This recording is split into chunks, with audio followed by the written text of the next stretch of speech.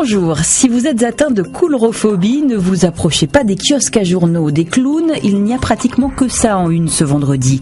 Non seulement parce que ce soir on fête Halloween, mais aussi parce que ces personnages font l'objet d'un phénomène qui va de la mauvaise blague au fait divers. D'ailleurs, ça ne fait plus rire personne, dit le Parisien aujourd'hui en France. D'une rumeur, on est passé à des agressions avérées et un phénomène d'emballement qui conduisent les autorités à multiplier les messages de prévention. Pour Halloween, les clowns ne sont pas les bienvenus, ils sont mis au pilori, dit Libé, et le journal souligne qu'on pourrait presque en rire de ce phénomène si la violence n'était pas bien réelle, car cela donne des messages préventifs de la police du genre « Les clowns qui s'inspirent de massacres à la tronçonneuse ne sont pas les bienvenus devant les écoles ».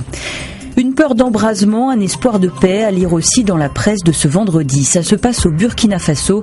Des milliers de manifestants sont descendus dans la rue pour s'opposer au maintien au pouvoir de Blaise Compaoré, qui dirige le pays depuis 27 ans.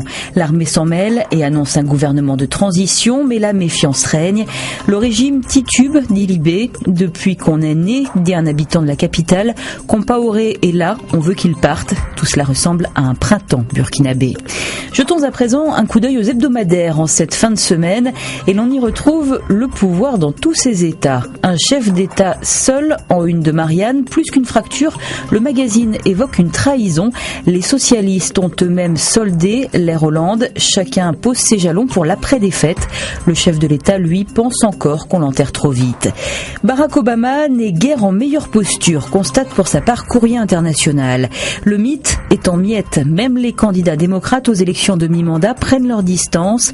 Ce n'est pas la politique intérieure qui cloche malgré la crise. Les résultats ne sont pas trop mauvais, disent les commentateurs.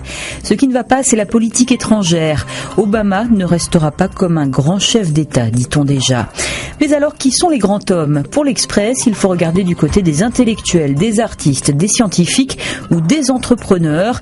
Le Point, lui, donne le conseil suivant. Il faut muscler son intelligence et peut-être, conclut Plantu en une du Monde, moins lorgné du côté du petit écran. Bonne lecture, bon week-end.